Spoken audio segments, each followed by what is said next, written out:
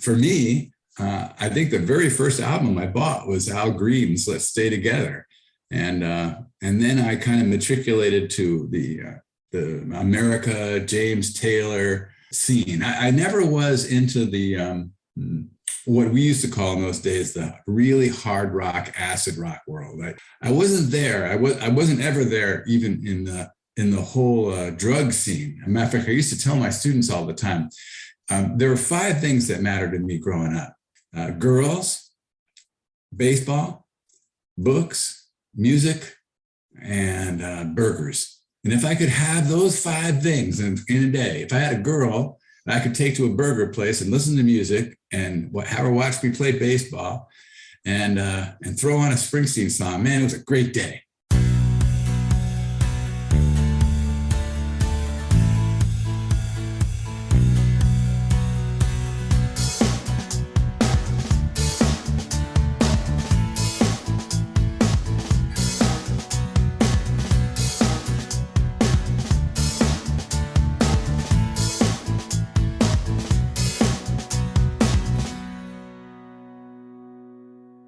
Hello, everyone, and welcome to a new episode of Set Listing Bruce, your podcast all about Bruce Springsteen, his music, and mostly his fans. I am your host, Jesse Jackson. Joining me as we record this morning, I have a new friend who is a writer, a teacher, and a massive Springsteen fan, Bob Pacilio. Welcome to the show.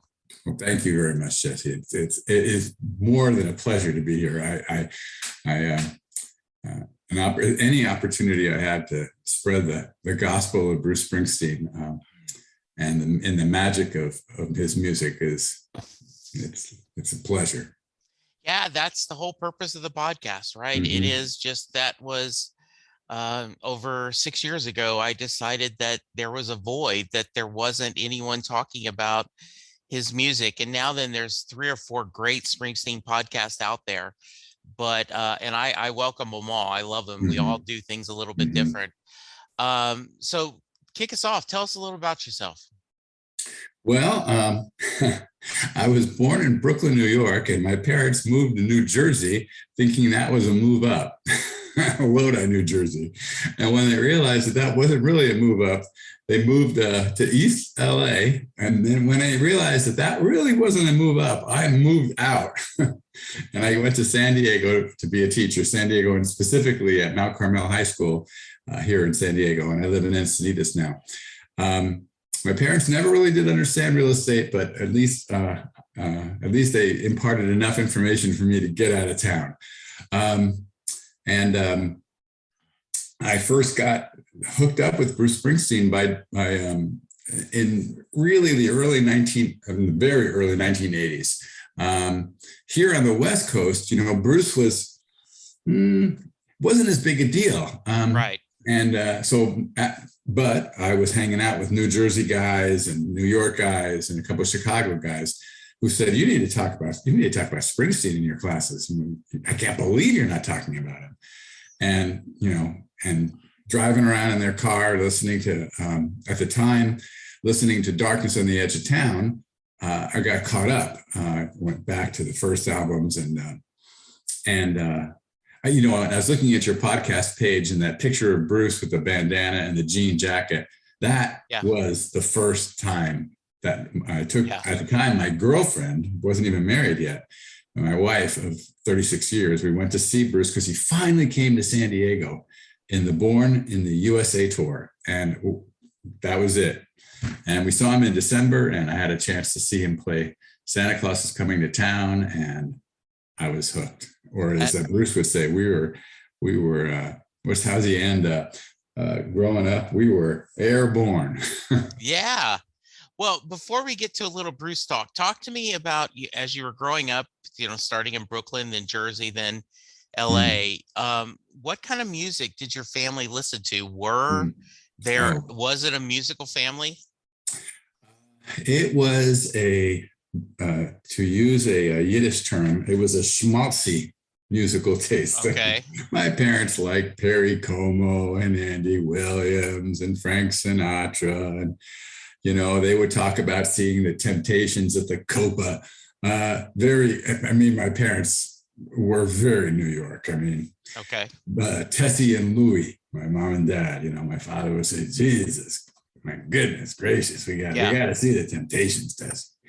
And but they didn't play instruments. They were into the crooners. For me, I think the very first album I bought was Al Green's "Let's Stay Together," and then I kind of matriculated to the America, James Taylor scene. I never was into the what we used to call in those days the really hard rock, acid rock world.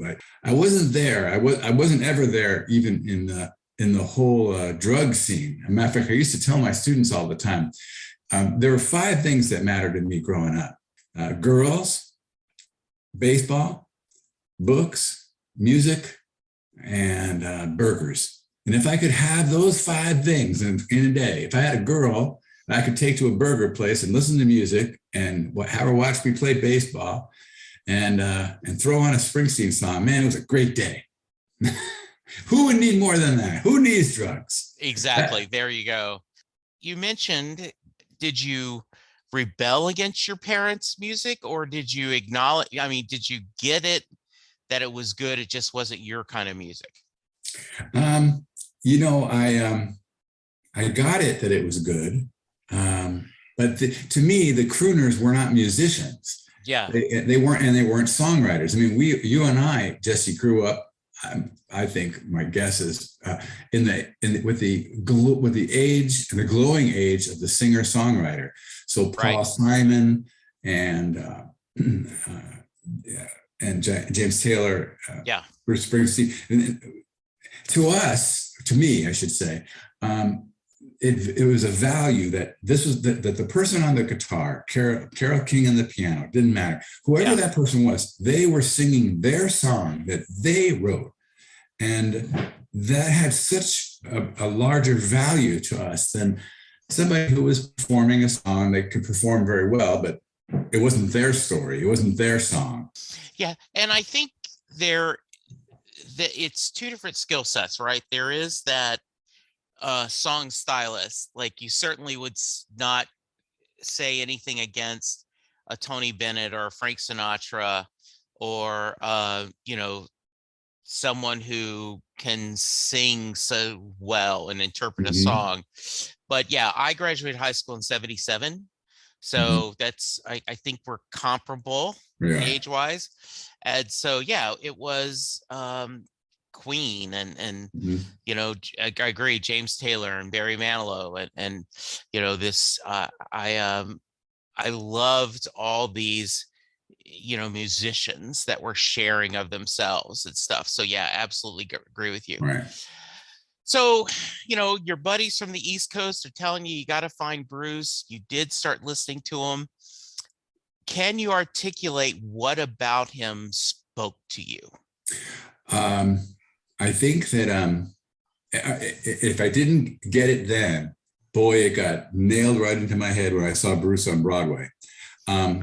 There was a reason why so many people thought that the Bruce on Broadway show was a spiritual awakening, because I grew up with parents that didn't graduate, or arguably graduated from high school.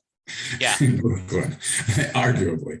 They never went to, as my father used to say, they never went to college. So they were self-made people. My mother had a drawer, and on it, she had pasted all the jobs my dad had. And it was just this long list that she'd cross off the next phone number and the next phone number.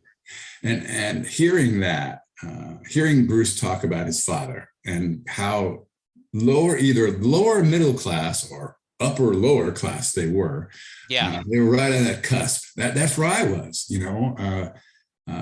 parents who you went out to eat once a week. Maybe it was pizza at Mario's, that was it. A big treat was going to McDonald's.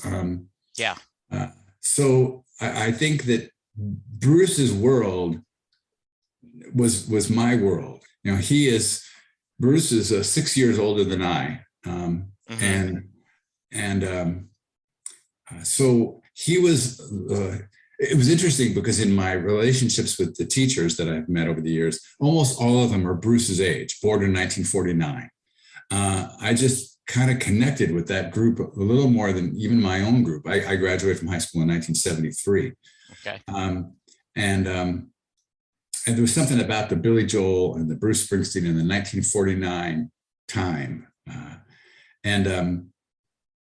So I think, that was kind of how I related to him. He was a working class guy. He had, used to tell the kids all the time, when he got a guitar, it was a secondhand guitar. It didn't have all the strings, Yeah. And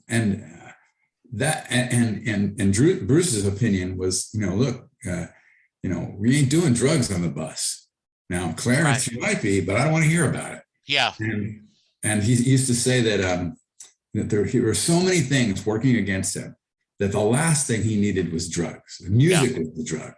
And I would tell that to the kids all the time. I say, I know you guys think you need an escape, but there are other places that you can find that joy I would tell them, I never ever used marijuana, and they would look at me like, but you're cool, you're hip. How can that be? And I'm like, remember the 5 things: girls, burgers, music, baseball, and books. That's all that mattered to me.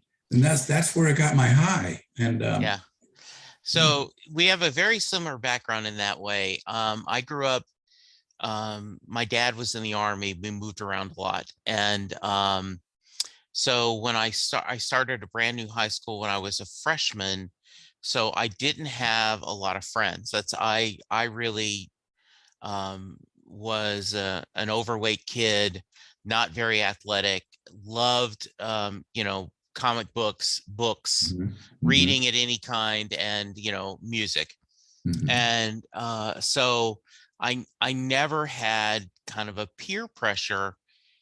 And so by the time I was a sophomore or junior and had developed friendships, I was the guy who didn't drink.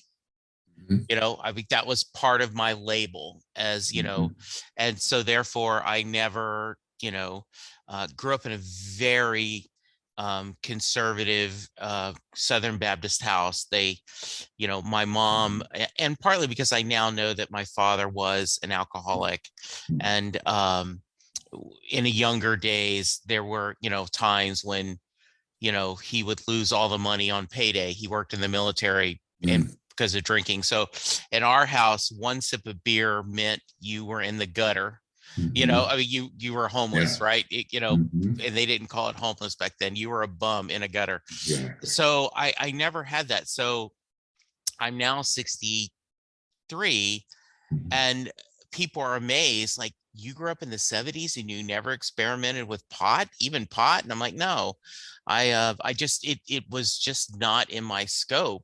I have nothing against it. And I understand the recreational purpose of it, but no, it just wasn't something that, so I have the same kind of people are like, but your age, come on, Exactly. Right. It was the joke. I know they're talking about now as we're recording this, they're going through a nomination for a Supreme Court justice. And there was someone making a joke like, so you've never tried marijuana. They said we could change that to, so you never went to college, right? Because so many people did. Right, exactly. So what led you to teaching? Because it obviously, to me, and I don't want to put words in your mouth, it feels like this is a calling to you. Yes. And I think the best teachers do teach that as almost a vocation. Right. That this is, it's a lifestyle. It became a lifestyle. I was in college. I remember exactly where I was. I was an assistant to my speech and debate coach. And I had been in speech and debate when I was in high school, which was the best decision I ever made. Not that my debate coach used to say that your problem is that you're really good at talking, but you don't listen. And he said, "You're never going to win until you start to listen." To which I, of course, said, "What?" Yes, exactly. And so I followed after I graduated from high school. I kind of was an apprentice to him, and then I was standing on a balcony at my college, thinking, "Well, do I become a communications major, or do I? What am I going to do?" And I said to myself, "Gosh, love working with the kids and working with teachers in high school in particular, and I love the subject matter." And from that moment on, I started teaching when I was 21. I'm 66 now, and I taught till I was 55, at least at the high school level. Then I continued. I was doing a little moonlighting, working. I was teaching teachers how to teach at the local colleges. Eventually, the last thing I did was I did some work for Teach for America, and it was very rewarding because I was probably the only person that ever taught these young graduate students who was a teacher. I mean, the rest of them were all administrators, principals. Yeah. I mean, when I walked in, I said, "Look, I'm the real deal. Yeah. I got the scars to prove it." So that's it.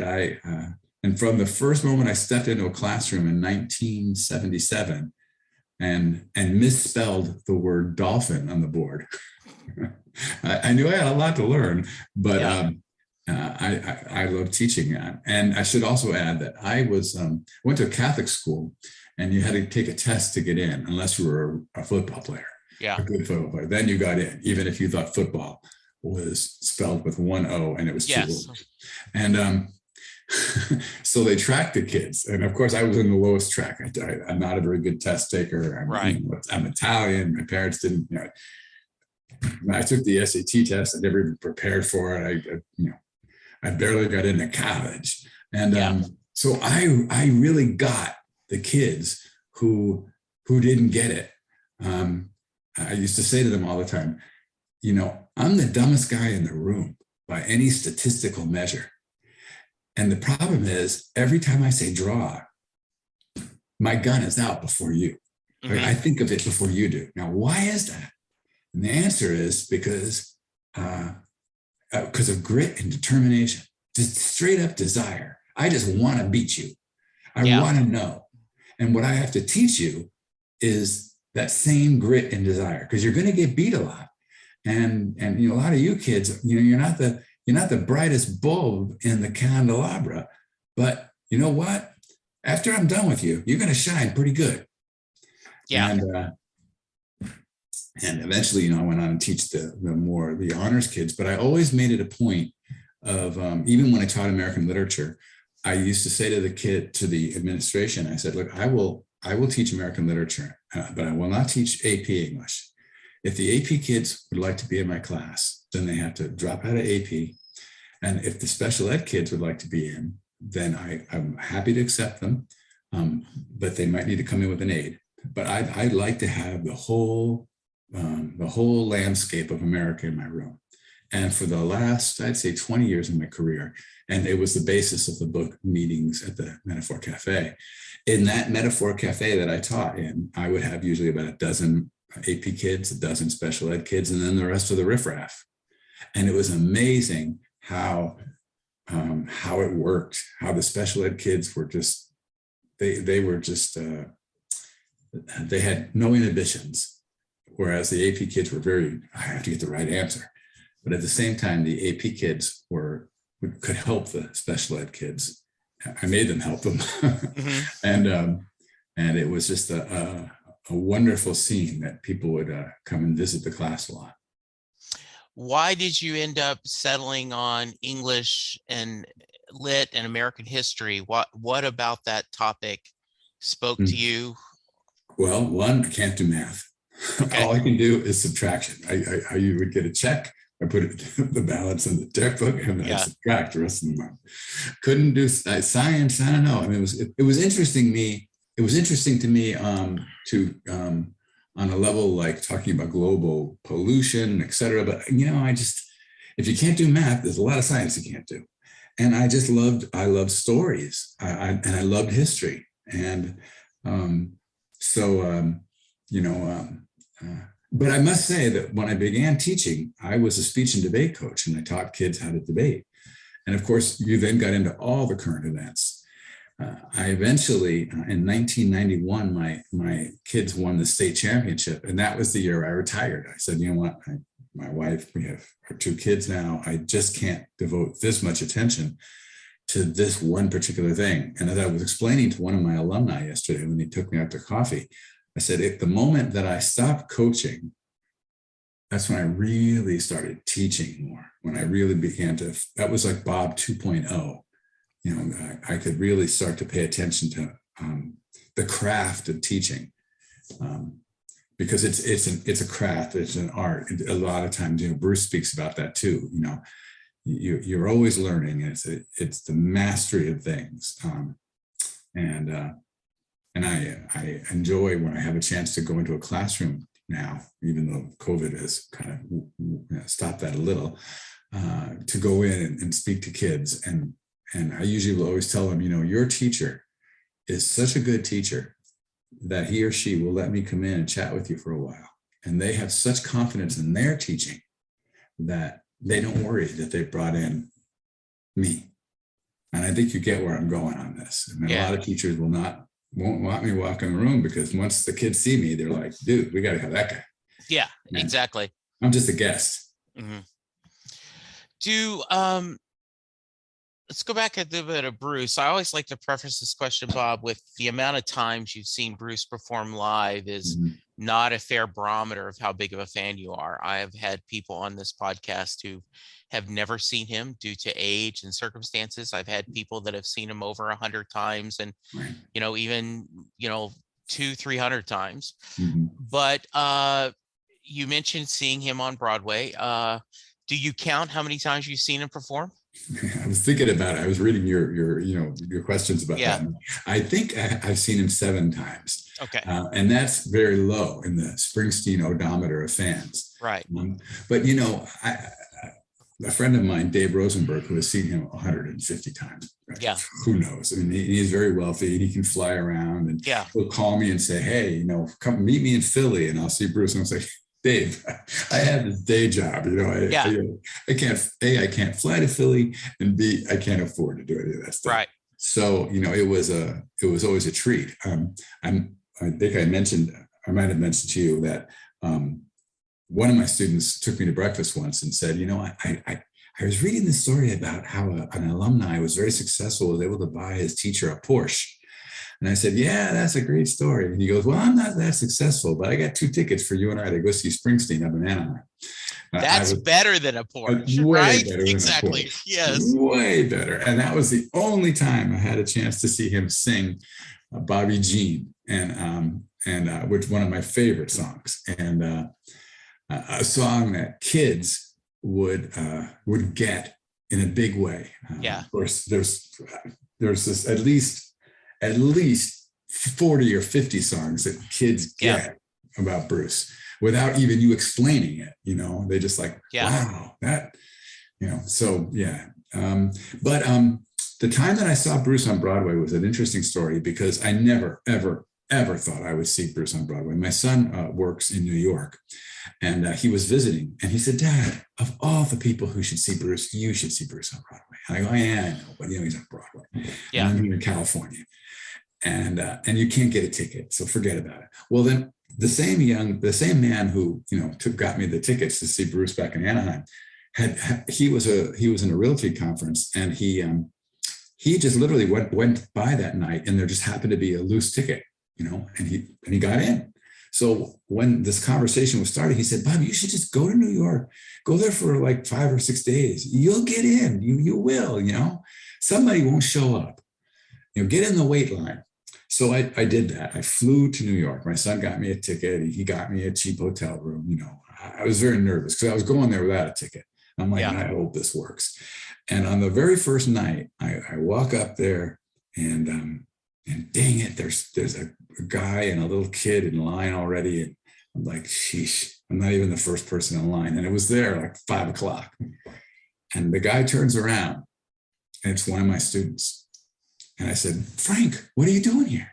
He goes, I wanted to be the first person in line so that you got a ticket tonight. I said, Wow. shut up. And he said, and I got better news for you. There's a seat in the 7th row, dead center, that I just heard about. You got to go in and buy it right now. $700. I didn't care. I walked in, bought the ticket. He and I went to dinner, and the rest is history. I mean, it's one of my favorite stories. Oh, that's a wonderful story. Yeah. I mean, He's a doctor in New York now, and yeah. And typically, right, I taught at a very middle class high school. He's a Filipino doctor, and from the Philippines, and he's a classic example of a kid who came. His parents had nothing. Yeah. Navy kid, and here he is, a doctor in Manhattan. Wow, that's great. That's good. I'd love to hear your opinion, and you tell me which one, or maybe you can do it at the same time. As a teacher watching Springsteen on Broadway, and as a fan, because I watched it as a fan, but I have had different storytellers. I have had writers and entertainers on the podcast talking about. In fact, I don't know if you've had a chance, but I had a college professor tell me how he uses Homer's Odyssey and compares it to Springsteen on Broadway, that he sees a big link in that storytelling. So kind of as a fan and as a writer teacher, talk to me about the experience. Well, gosh, it was really simultaneous. I mean, it was the fan in me was it was jaw dropping at the fan in me to be that close, because whenever I would see Bruce, as you can imagine, we tried to buy nice tickets, but we didn't have any connection. So Bruce was always this figure that was about an inch, because the screen was up there, but you really had to see the guy. And being an older person, my wife and I, we didn't want to get into mosh pit and all that, like a lot of the younger people, or even some of the really hardcore fans. So we would always be in a seat, so to have Bruce right there, where I'm in the 7th row from dead center, he's right there. I mean, so there was that aspect that he really is real. He's right there. Yeah. I never thought I'd ever be that close to Bruce Springsteen. I mean, I did have an opportunity once to shake Max's hand when he came and did a seminar on drumming here locally in Encinitas. But so there was that, but then there was the teacher in me, and I taught at a Mount Carmel High School, which sounds like a Catholic school, but it wasn't. It was a public school, which was a small public school that it sounded like a private school. I mention it only because, as a teacher, an English teacher, the subject of religion would come up quite often. Yeah. And when Bruce stopped and he said the Lord's Prayer, and he said that he says that most every day as a gratitude, I was stunned, because I do the same thing every night, sometimes every morning. It doesn't, I don't care what religion you are. I don't care if you believe in God or not believe in God. Who knows? We'll find that one out when we're out there in the ether, as Bruce says. But to me, I felt like I have led a charmed life, that a number of times things went the right way that could have gone the wrong way. And I felt like I was one of those people who got to have a job that made a difference to hundreds, thousands of people. And there's even a website that says Mr. Pacilio made a difference in my life. I didn't make it, somebody just told me about it, and I went on it, and it was like, 500, 600 people on it. And when he said that prayer, I was just, that's what really knocked my socks off. I just like, holy cow, he's in the same mind space as I am. It's just, I have a different crowd. My father wanted me to be an attorney. And I used to say, Dad, I don't want to be an attorney because I don't want to represent guilty people. I want to represent innocent people. And every day I walk into my courtroom, and I got 30 innocent kids in there. And my job is to release them to freedom. And I felt like that's how I felt when I was watching Bruce, that I was seeing that guy, seeing me on a way bigger stage with way more profound. I mean, I'm always amazed at what how wide the range of issues Bruce deals with. Yeah, that's amazing. Why did you decide to write a novel? Good question. Once again, the same person. His name is Jim Rifus. Jim sat me down once, and this is the man who said, "You're going with me up to Anaheim." I couldn't buy a Porsche. And he said to me, and bought me lunch one day. That's a recurring bit. My former students will get me and say, "Come on, I guess you come coffee, it's a lunch, blah, blah." And he said to me, "So when are you going to write a book?" Because I mean, I've watched you. I've seen the show. You do the show 5 times a day. When are you going to write a book? And I said, "Well, people have been asking me that, but I don't want to write a how to be a teacher book." So I decided to write Meetings at the Metaphor Cafe, which was told through the eyes of 4 students, and how they saw a fictional version of me, but it was actually what I did in the course of a calendar year in American literature, from the very first thing I taught, which was a song by Jewel called My Hands, all the way to the very last thing I taught, which would have been Catcher in the Rye, where Holden Caulfield catches people in his hands when they fall off a cliff. And in between were going to be all the stories, the novels, poems, the whole shebang. And so I said to him that day, "You know what? This summer vacation, I'm going to start the book, and then I'm going to write it as it's happening." So I literally would teach it that day, and then that night get down at the dining room table and write what happened through the eyes of these 4 kids. And I promised myself that I would finish it on the night of graduation, and I did. The last chapter is called Graduation. And then I just sat there with the book and thought, I wrote it. Now what? Who cares about some, at the time, I think I was a 54-year-old teacher, I don't have any connections to publishing. I don't have not one of my students turned into a literary agent, for crying out loud. So then one day a kid walked in and said, "Mr. Pacilio, I work for a company called Create Space. And we can just publish your book. You have to do all the work though. You have to figure out how to lay it out and make a cover and everything. But Yeah. I said, "Oh, okay."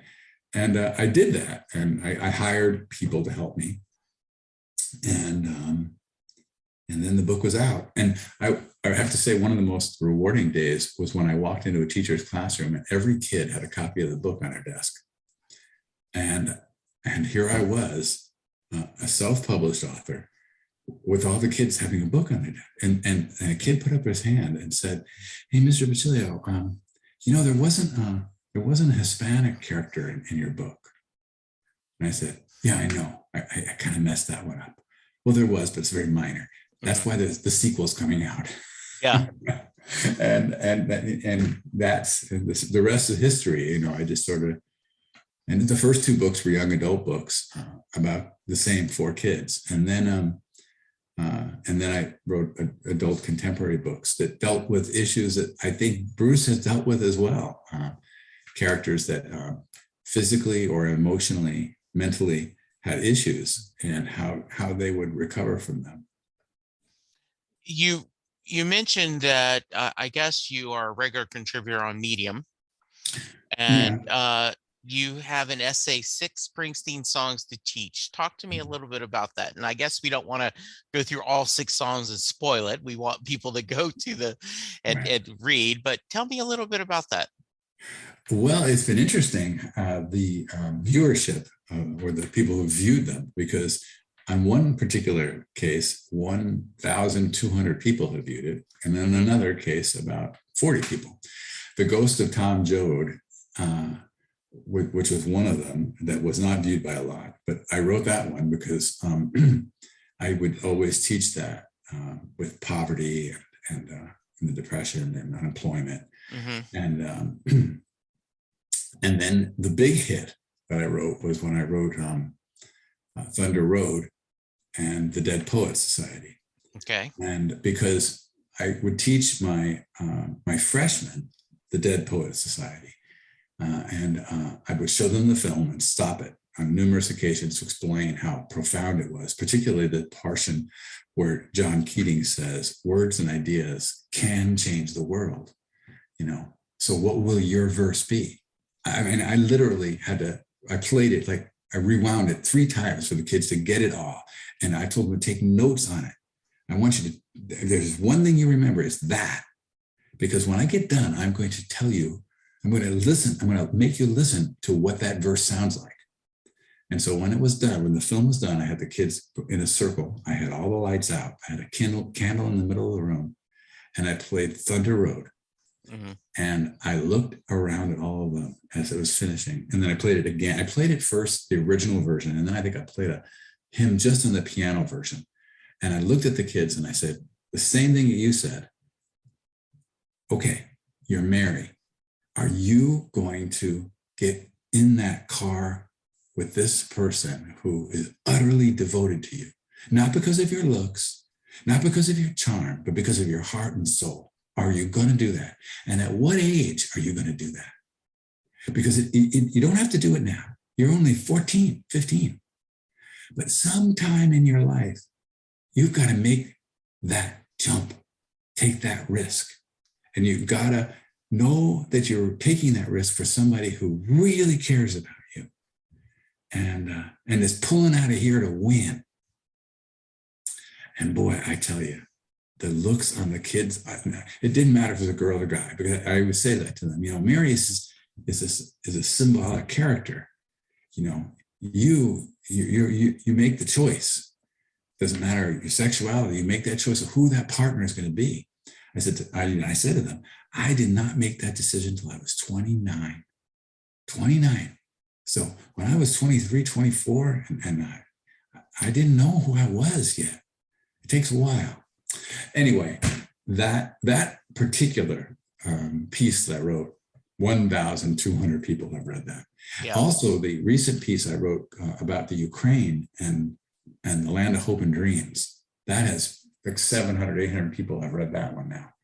And because that's what those people are fighting for. They're fighting for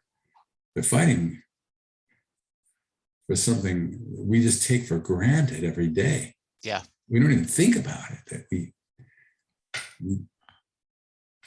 Yeah, I've talked about, and it's not quite true, but I feel like it's symbolically Land of Hope and Dreams and American Land mm-hmm. are what a lot of people think Born in the USA is about. Right. Yeah.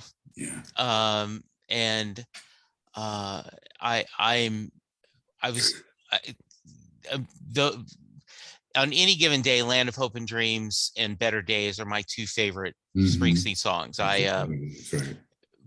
I've used Better Day multiple times in business meetings. Sure. When I talk about the idea of life is a journey, and these are the better days, that mm-hmm. too many people focus on, well, when I get the promotion, then I'm going to be happy. When I get the kids out of diapers, then I'm going to be happy. When I find my soulmate, then I'll be happy. Mm-hmm. And the reality is that, waiting for my life to begin, that line, mm-hmm. Right. So it's all been wasting away. So, and then a few years ago, especially when we were having all this discussion about, on the border and the people, being jailed and children being separated, the lyrics of American Land really moved me. The people that built the country, they're trying to keep out. Exactly. So yeah, absolutely. Mm-hmm. It was tough, by the way, to just pick six songs. Yeah. But I did, one of the essays was about Born in the USA, and I would explain to the kids that, look, this is an angry song. Yes. This you hear when he screams, in it that is a primal scream that we just, especially for his generation, Yeah. they just they were just screwed over Yeah. by by either bad intentions or Yeah. ignorance, etc. Yeah. Um, are there albums or songs that mean a lot to you that you go to routinely, that you return to when you need either solace or need to celebrate, that mean a lot to you? Mary's Place is one. In the book that I wrote, Meetings at the Metaphor Cafe, chapter 3 is entitled 9/11, The Rising. And I realized on the actual day of 9/11 back then, I was teaching that morning, and I'm driving to work, and here in California time, and this thing is happening. One tower has been hit. I walk into a classroom of 30 freshmen, 14-year-old kids, and they're like, "What's going on, Mr. Pacilio? What's happening?" Before that, I went into the faculty lounge, and all of us were gathered around TV. Of course, the principal wasn't around. And we're like, "What are we going to say? What are we going to do?" And I walked into the classroom, and kids said to me, "What's going on? What's happening?" And I said, "Okay, sit down. I'm going to try to tell you. I'm going to tell you about this." And so thankfully, I guess a year or two later, when Bruce came out with The Rising, it created for me, I think it was the next year, it created for me a way to say, it's September 11th, and today it's all about The Rising. And I picked about 5 or 6 songs from the album, put slides to them, played it, explained it, and it became, I should explain, Jesse, that when I taught, I had a partner who taught history next door, and we had the exact same kids. We were a village. So when the bell rang, the kids switched rooms. Well, on this particular day, we had all the desks outside, and all the kids brought their beach chairs, and they all gathered in one classroom, and we were packed. And we had guest speakers who came in who had been in New York, because the word kind of got spread. This is a show. You got to see this. I mean, teachers who didn't have classes that period, they were in the room. Yeah. And I remember one girl said to me, and I would venture to bet that this was probably the only class that she was really doing pretty well in. And she said, "Mr. Pacilio, you know how you passed out the lyrics to these songs? Well, they're going on my wall, and I'm never taking them down." The songs, of course, were The Rising and Empty Sky. But Mary's Place was the last song. And in it, I had everyone get up. And I used to teach the kids to dance when we got to Great Gatsby. Well, I grabbed my partner, who was a woman, and I said, and I would take her, and I would do a swing dance, and I'd turn her once, and the kids just were up. And I'll send you a picture of it. And the joy that song brought, it's like, you guys, I know that 9/11 happened. I know that there is evil out in this world, but we gotta hold hands. We gotta embrace the moment, and we gotta meet at Mary's Place, because we're gonna have a party. And let it rain, let it rain, let it rain, let it rain, let it rain. And people would say to me a lot of times, "Bob, I can't do Bob. You're a showman up there. And I said, I know I kind of am, but you don't need to be Bob. But take some of the things I'm doing and do it your way. Take some of the material, or don't even take any of the material, but just take music and make it yours." And there was a song by Jewel called "I'm So Sensitive." And one of my colleagues said, "Mr. Pacilio, he's got a Springsteen thing going on. That's not me. I'm a gal, and I'm sensitive, and I want you guys to know that you can hurt each other's feelings." And she played the song, and kids were crying, and they got it. It's like, it's so hard sometimes to reach. I think at the beginning of the first book I wrote. This book is dedicated to teachers who teach to kids, not at kids. And so many of my colleagues taught at them. They got behind a podium or a PowerPoint. They taught at them. You kids better get this. And I came from a whole different thing. If what I was teaching didn't reach them, then I ain't teaching it. Simple as that. Yeah, absolutely. The,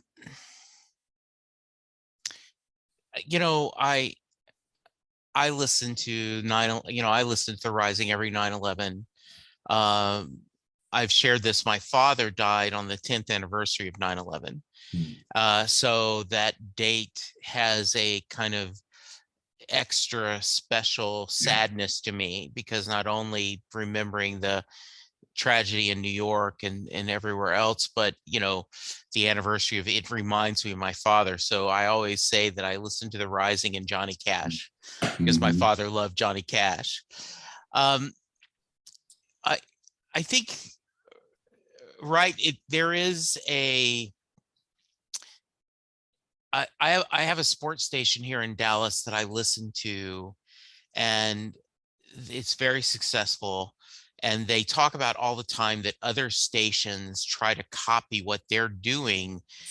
And, like the station calls their listeners P1s, because that's a radio term for, back in the day when you used to have preset 1, preset 2, preset 3. Right. And so a P1 is someone who that is your preset, their radio will be on that station. And so they'll try to, well, we're going to start calling our listeners this, and that's going to capture the magic, without understanding that, no, you can't just take a Bruce Springsteen CD, play it, and now you're going to capture the magic of being Mr. Pacilio, right? It isn't, if you don't have the heart, if you're not doing what you sharing of yourself, there won't be magic. And that could be whether, let's say you loved baseball, but let's say you've got a teacher that is obsessed with sports. You can work that into what you're teaching, and your kids will catch that passion. Right. Is that what you're kind of saying? Yes, that is. I was just always touched by my students who would get on Facebook or email me and say, I just saw Bruce Springsteen in Connecticut, and thank you, Mr. Pacilio. Yeah. I do think that one of the things was, I just had a student who wrote me and said, I never really liked Bruce Springsteen, but he said, that wasn't the point. The point was that you got me interested in music. And so, and interested in listening to it and going to live concerts. And that has made all the difference. And so I used to say that to kids all the time. And I know. And I would always emphasize to them that during the course of the year, I'm going to play all kinds of different music here. I used, in my classroom, I had album covers that went all the way around the room. And on one side, there was Stevie Wonder's songs in the key of life. And then there would be, right under me, by the way, it was Johnny Cash at Folsom Prison. And I used to say to the kids when the movie came out, see, that's the guy right there. That's the real that's album. The guy. Yeah. He's looking right at you, and I had a Cyndi Lauper, She's So Unusual. And I would say to the kids, boy, you look just like Cyndi Lauper today. Yeah. On the last day I was done teaching, I said to the kids, guys, you can come in, and if you first come, first serve, I'll take the album off the wall. And I had to go find the album, and because the covers were on the wall, but not the albums. And I remember this girl who she came in, she had the hair and all different colors. She said, I gotta have the Cyndi Lauper album, So I think that I think the key is that about passion is that the moment they would step into my room, they were in a different universe, a different world, a place where they could share things that were personal, whether they were writing it. I used to always let my room be open at lunch. I mean, I never locked the door because there were all those kids who just had no other place to go. They just eat lunch in my room.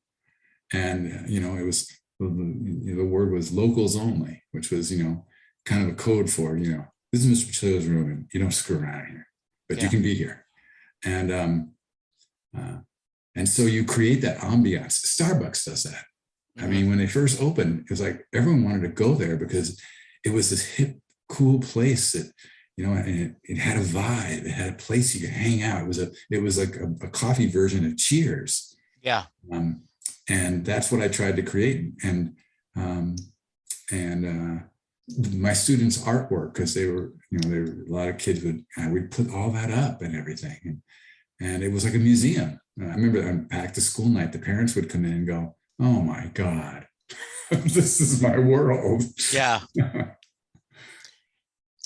Do you miss teaching? Yeah. I think that any master craftsman misses it. Craftswoman doesn't. Yeah. You know what I mean? Because it's an art, and you kind of miss the opportunities to do it. But I have to say that the man who graduated, who left and graduated at 55, and I'm now 66, I've learned some important lessons. I went right before COVID hit. I was at a high school. A teacher asked me to come in, and I taught a Bruce Springsteen lesson. I taught The River and Tucson Train. And what I wanted to teach the kids was, this is young love, and boy, it can go wrong. It can go bad. But in Tucson Train, that same man, hypothetically, and that same woman, they've learned these lessons the hard way. And now he's waiting on that Tucson Train to try again, to make it right. Well, halfway through this 1 hour show, and I was going to do 2 shows that day, I had to go sit down, Jesse. I mean, I could just feel that the guy who could be up there with four switches on, full power. I was down to impulse power quickly. I had to sit down and catch myself. So what I've learned is that when I go to a school now or go into a classroom, I really have to pace myself, because and you know what's amazing is Bruce is up there at 70. Yeah. Okay, 3 hours. Right. He can rock and roll. And here I am just trying to teach a class. And I think part of it is, that when you go in as a guest teacher, you're thinking, man, I got to prove myself. Yeah, exactly. So you're just too high. And whereas, when you're teaching every day, you don't have to do anything. You've built up that credibility. Yeah. I've never heard the River and the Tucson Train connection. I love that so much. And I will bring that up when we have a discussion. Tucson Train is one of my favorite songs, because just that hope that I picture in my mind the dialogue of, look, just give me a weekend. Just come, give me a weekend. I'm a different guy. I'll put you up in a separate room. I'll put you up in a hotel. I won't, no pressure. Just give me a weekend to show you how a man can change. Right. Exactly. And once again, he's calling out to Mary. Remember, Bruce always said that Thunder Road was an invitation for for people. Yeah. We're going to end with you, and I cannot wait to hear your Mary question answer. But someone recently said that they connected Thunder Road to Moonlight Motel. Oh, yeah. And they said that by far that their answer was yes, Mary gets in the car, and that Moonlight Motel, they get in the car, they drive to California, they spend their life together, and Moonlight Motel is the singer of Thunder Road mourning Mary's death, that they had a life together, which gives Moonlight Motel a whole different feel. Yeah, very interesting. Well, this is an aha moment. Yeah. But I got in my car and I drove about 7 minutes. I would be at the Moonlight Motel. Wow. Because here in Encinitas, Moonlight Beach is 10 minutes from my house. And matter of fact, I think one of my most recent books is called Meet Me at Moonlight Beach. Yeah. And the title came to me. I couldn't figure out a title for this book. And my wife said, well, meet me over at the benches at Moonlight Beach. And I said, wait, what did you say? Meet me at Moonlight Beach. And I went, there it is. That's the title. There is a Moonlight Motel right there. It's in much better shape than the one that Bruce talks about. But that is very, very interesting. That, I would think that when they headed west and went to it was the cat's meow in its time, the pool. It was kind of the 1970s deco avocado art, and now look at it, it's fallen apart, and I love that song. It is, man, that song just it stops me. Another one that does is north of Nashville. Yeah. I mean, that just stops me. I think of all of the people who I mean, the millions of people who want to be an artist of the stature of Bruce Springsteen, and they dream of that, but they either don't have that magic, or it's just a little spurt of it, and that's all they got, or they don't have the means, I think Western Stars is similar to a collection of like Elmore Leonard short stories. I mean, it's just a wonderful little collection. Exactly. What are your thoughts on Letter to You? I love Letter to You. I don't love it as much as Western Stars, I'll be honest. The song Letter to You is just perfect. Right. And Ghosts is perfect. And I know that he's writing about the idea that he's so lucky to still be here and doing this when everyone else that he knows. Yeah. That, I get that. And he's definitely thinking about the end and death and all that. So in that respect, it's sometimes a sad album. Sure. And really personal to Bruce. But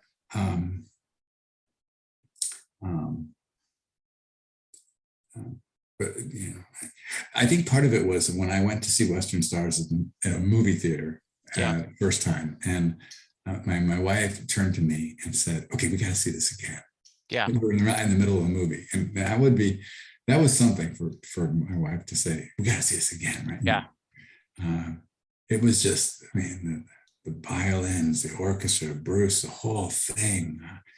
It was just, I can't even imagine what it would have been like to be in that barn watching. Yeah. So there was something about that. And I think that in a way, Western Stars, it, I don't know, it was a culmination of the fact that Bruce he's a symphony. And he's not just this guy with the guitar, even though some of my favorite songs are just Bruce on the guitar. Sure. But he is this majestic symphony. I love watching the violins and the look on their faces as they get to do something that's rock and roll, and it's just great. So yeah. I forgot what your question was. No, you answered. What couple of questions, then we'll wrap up. Are there a wish list of songs that when he tours again and you're there in the venue, are there songs that's on your wish list you're hoping to hear him play? Yeah, Girls in Their Summer Clothes, because I know that's one of my wife's favorite. Yes. Bobby Jean, Meet Me Out in the Street. Those are just those three come to mind right away. Maybe because he doesn't always play them. And they're just such joyful songs. I mean, when you were saying, is there a song that you love to listen to that just gets you, that's like, I got to hear that song again. Pink Cadillac. And so, and I'm one of the few people who can say that I saw him play Santa Claus is Coming to Town, and how much joy that was. That's awesome. When Clarence was alive and everything. Yeah. And, so, those are just some of them. I imagine that Gosh, this is so many, but yeah. So what's next? What's next for Bob? What's next for you creatively? Well, I wrote a book called Whitewash, which I was originally a play I wrote back when I was 21 about a politician who uses racist language against his opponent who is Black. And the question is, does that politician incite a riot? And I wrote this when I was 21 back in 1978. And during COVID, my friend said to me, you need to novelize that. You know, we've seen the play a couple of times. And you need to. So matter of fact, on March 30th, I'm speaking at the Encinitas Library about that book and the contemporary book I wrote called Meet Me at Moonlight Beach. But you know, I'm still a self-published author. Every time I've tried to go mainstream, I find that that the things that the barriers that I put down. There are no vampires, no ridiculous cursing. Nobody's going to get shot in the head. Nobody's going to get cancer at the last minute. None of this really, that's so cheesy is the word that kids use a lot. None of the really cheesy, I ain't going to put any of that in my books. Okay. And so, you know, I guess agents look at this and go, 66-year-old guy, sorry, I can't sell it. Yeah. Which is ironic because I can, but, you know, whatever, you know, I'll just do my own thing. I have my own little limited liability company, and, you know, it'll always limit me. But, you know, I just got to, in the words of Fleetwood Mac, I'm just going to go my own way. Yeah, sure. Absolutely. If someone wants to find out more about your writings, to purchase the books, to hear more about you, where do they go? www.robertpacilio.net is my website. They could easily type Metaphor Cafe into a Google search and they'd see that book. Is it, yeah, go ahead. Yeah, no, is it better to buy it from your website, Amazon? Does it matter? Well, you have two ways. You can, by going to my website, you can purchase a copy that I would then sign and mail to you. I always pay the shipping on them. I'm not into this for the money. Right. But people go to Amazon, they can buy it as a Kindle, they can buy, you know, all the books. Okay. Well, they also can order them at Barnes and Noble. Once Barnes and Noble realizes that somebody's going to do an article on you, or all of a sudden your book shows up there at Barnes and Noble. Oh, interesting. I was so surprised. San Diego Union did an article about Moonlight Beach, the book I wrote, and lo and behold, bang, it shows up at the Encinitas Library. I didn't even realize it was there. And, you know, so yeah, they keep their social networks. They know how to operate. And you continue to write for medium.com? Yeah, I kind of do that as a in between novels, or just sometimes, you know, on a lark. My goal was always to kind of, it cost $50 to be a partner, and I try to always at least make a few cents and get the $50 back. You know, it's funny. The Springsteen article I wrote that has, 1,000 viewers made 19 cents. Yeah. I don't care. But then I can write something about Judge Thomas and it'll make $1 or $2, whatever. Yeah. But I enjoy writing those short essays. They're kind of fun. Good. Is there anything I should have asked you, Bob, that I haven't? Anything else you wanted to cover? Boy, we really covered the gamut, Jesse. That's my hope. That's my hope when I do this. I have to tell you, there's somebody who I don't know, but who is fairly well connected in Washington, D.C. On Facebook gave me one of those emojis, like a wow emoji, when they thought that I was speaking to Jesse Jackson today. Yeah. And I had to write her and say, okay, there's two Jesse Jacksons. I'm talking about the one that you're not thinking of. Yes. So I just figured I'd add that. Yes, I know you wanted to answer the question about Mary. Yes, we do. So, okay, if you are a former student of Mr. Pacilio, and you are listening to this podcast, or if you are a fan of his writings, and this is the first time you've heard Set Lusting Bruce, first off, thank you for checking this out. Jay Armstrong is someone who is a spiritual brother to Mr. Pacilio. Jay Armstrong is a Writing it former down. honors English teacher. Uh-huh. He just recently retired. He has a new book out, Bedtime Stories for the Living. It talks about he was diagnosed with a pretty severe illness and how he's dealing with that. But when he Uh-huh. taught honors English, Yeah.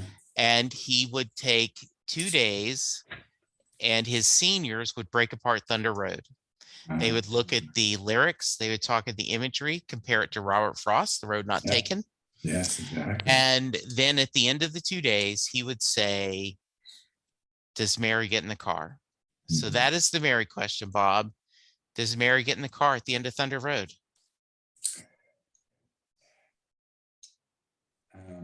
The romantic in me says yes. The realist in me, I think, says yes too. Although, boy, she is awful scared, awful frightened. And we live in a very frightened world right now. People fear, people, the world is out there the media is out there. There's an awful lot of fear. Yeah. And you're afraid of strangers. But if you live your whole life and you never get off that porch, then I guess it was Thoreau that said, well, then you haven't lived. You've never even tried to suck the marrow out of life. Yeah. So I both the realist and the romantic say that the romantic says she throws herself into his arms and they take off down Thunder Road, and the realist says she creeps in and buckles her seatbelt and makes sure there's an airbag because this is going to be a rough ride. I love that answer. I love this. My friend, I cannot wait. I'm going to go check out your books. I am looking forward to reading them. Thank you so much. Once again, www.robertpacilio.net. I will have a link in the show notes. Any final thoughts before we get out of here? Here's one last story I'll tell you. I was recently put in the Hall of Fame at the high school as a teacher, and nice. Do that. But I said when I said to the audience, I said, my favorite story that I tell as a teacher is I had a young man in my class who was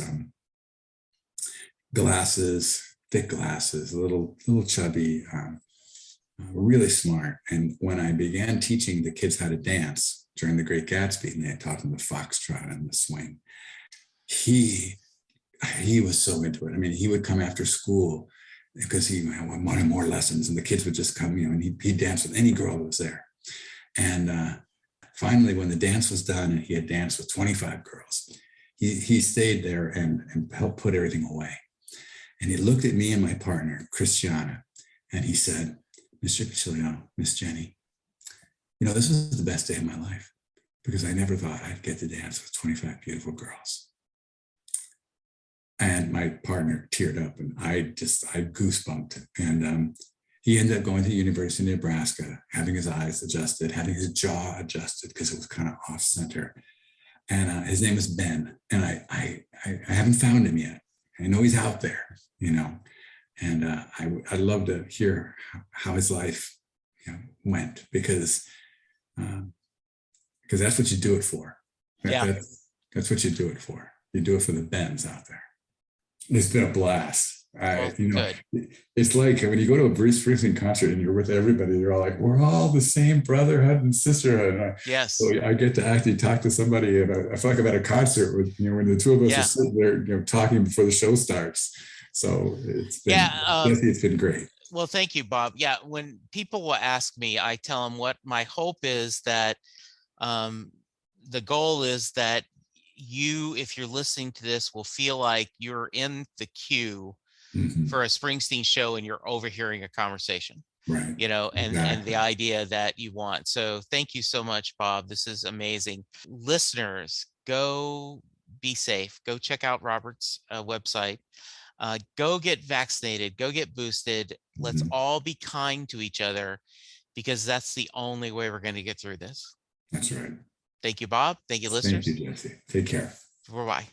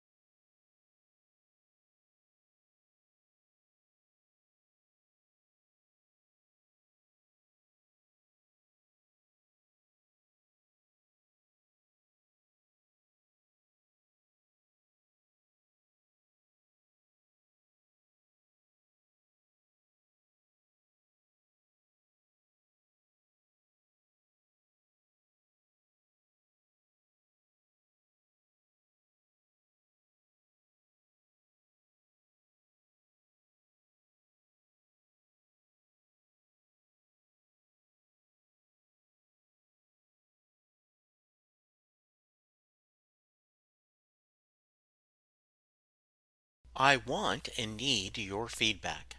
You can reach me multiple ways to tell me what you like or don't like about the show. You can reach out to give me guest suggestions or maybe to join me on the podcast yourself. We're on Twitter at SetListingBruce or at Jesse Jackson DFW. I have an Instagram, SetListingBruce or Jesse Jackson DFW. Our Facebook page, facebook.com/setlistingbruce. Go to patreon.com/setlistingbruce to find out how you can support the show. And we have several tiers of support. Please go to your favorite podcast player and hit subscribe. And tell a friend about the podcast because that is the way we're going to grow. If you're not tired of hearing me speak, you can hear me on Next Stop Everywhere, the Doctor Who podcast, where Charles Skaggs and I talk all things Doctor Who. The How Many podcast, where me and my friends Gary, Scott, Bob, and Jr. talk pop culture. And finally, my newest podcast, The Last Best Hope for Conversation, a Babylon 5 podcast, where Karen, Lou, and I are going through the TV show Babylon 5 one episode at a time. I am always looking for guests, so please reach out to me, setlustingbruce@gmail.com.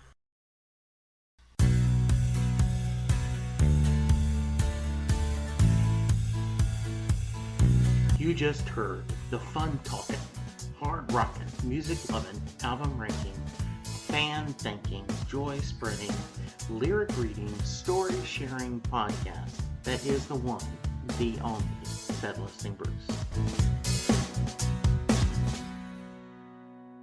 The theme for Set Listing Bruce was written by David Rosen, used by permission.